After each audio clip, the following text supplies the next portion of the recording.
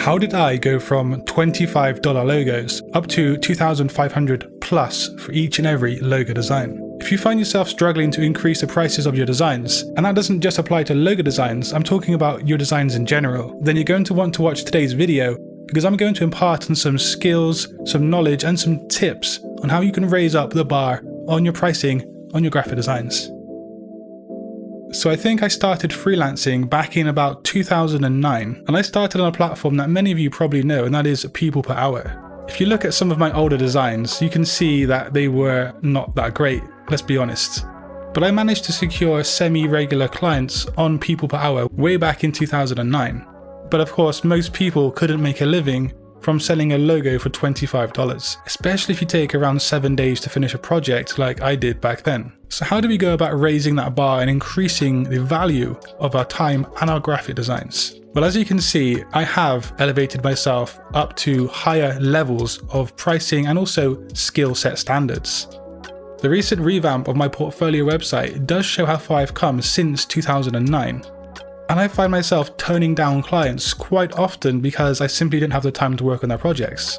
And that's the first point that I want to tell you guys: time. You're not going to be able to raise up your level of skill and also your pricing overnight. It just isn't going to happen. It's a gradual process that you need to be aware of, and it's something that happens step by step by step. A good example here is that nobody picks up a guitar for the first time and instantly can, do the best solo ever or be Kurt Cobain from Nirvana. It just doesn't work like that. There is that saying that it takes 10,000 hours of work on one specific subject or topic to completely master it. And even though 10,000 is just a ballpark number, I do agree with the logic that you need to spend a lot of time on one specific thing before you become any good at it. And of course, if you're not good at something and you cannot prove that you're good at something, people are not going to want to pay big money on you and your time for your designs. So that's the first thing. You need to understand that it's a process and a step-by-step method where you're going to be improving little by little over a long period of time. And if you take into consideration the tips that I'm going to show you coming up now, you really will be able to achieve higher levels of skill and then higher levels of income in return. So if I tell you guys the most important, or one of the most important parts of increasing your value to clients is the M word. What do you think that M word is? It's hugely important to business in general, but especially you guys as logo or graphic designers. And that M word is marketing. Let's say you're an up-and-coming musician and you've just created or made your first song. Now, if you try and sell that song by yourself with the means that you have at your disposal, you're probably not going to get too many sales, and that's probably because of the absence of marketing. It doesn't matter how good or original that song is, if there's an absence of marketing, it's not going to get that many sales.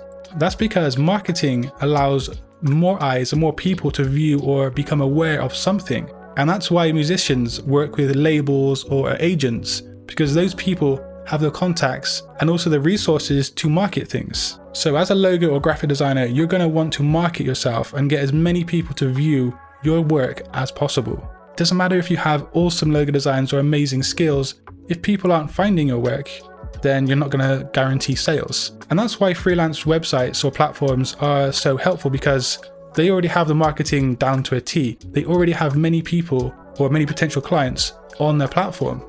So they do the marketing for you, if that makes sense. But of course, freelance platforms can be saturated and they take huge fees in return. So you're going to want to market yourself on social media and also your own portfolio website. And one of the biggest reasons why my logo design career took off, well, there's actually quite a few, but one of them is YouTube. YouTube for me has been a marketing tool, because when my videos rack up millions of views, there might be some people watching those videos who want a logo design. So they're actually directed to my portfolio website from YouTube, and then they get in touch with me if they want to inquire about a project. And this is one version of marketing, but you really need to consider how to market yourself as a graphic or logo designer. I'm not going to go into huge detail about that today because it will take a long time and it probably needs its own separate video. So the next tip is to look at your own work, but also to look at other people's work. So if you can identify successful designers that already exist out there who are already making really cool, really neat and professional logos, then you can kind of deconstruct or reverse engineer their logo designs. Someone who's going to find it hard to elevate their designs is going to look at professional work and they're going to feel hurt. They're going to have a bad taste in their mouth and just ignore it. That's not the right way to go about things, because let's face it, most of us at the beginning or at the very beginning are not professionals and our skills are pretty lousy. So you want to look up to the people who are doing really good things and admire their work and think, why does it work?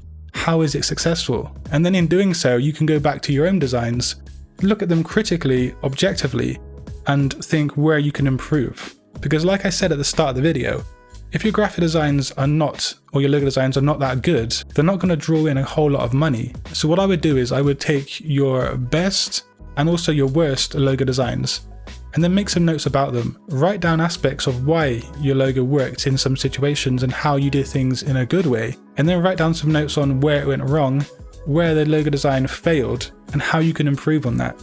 If you do this once a month, for example, you are really going to have a good idea of where you're going wrong in your logo design process.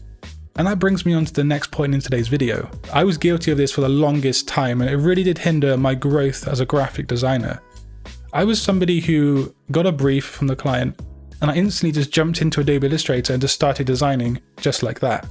Sure, you can come up with some decent designs every once in a while doing that, but it's not sustainable and it's not a surefire way to become a better designer. As soon as I started to consider the graphic design process in my logo workflow, things started to really improve in my design skills and the final outcome for the client. The logo design process exists for a reason, and there are reasons why many professional and high-end logo designs and agencies consider it to be very useful.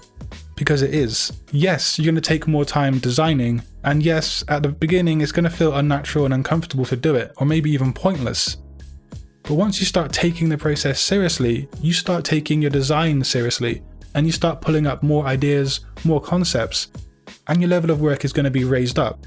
And once that level of work raises up, your prices can come up too. So in a nutshell, that's pretty much how I went from $25 per logo up to $2,500 plus. You can narrow it down to persistence, the understanding that it takes time and it is a journey, marketing, being critical of your work and looking at other work out there that's already really, really good, and then also, of course, the design process. Yeah, I've talked about some of these things in different videos, but I wanted to put everything here into one simple, easy to access video so everyone can see how I personally went from low tier graphic design and income to a higher level. But if you want to learn something else about graphic design today, do click a video on screen. And until next time guys, design your future today.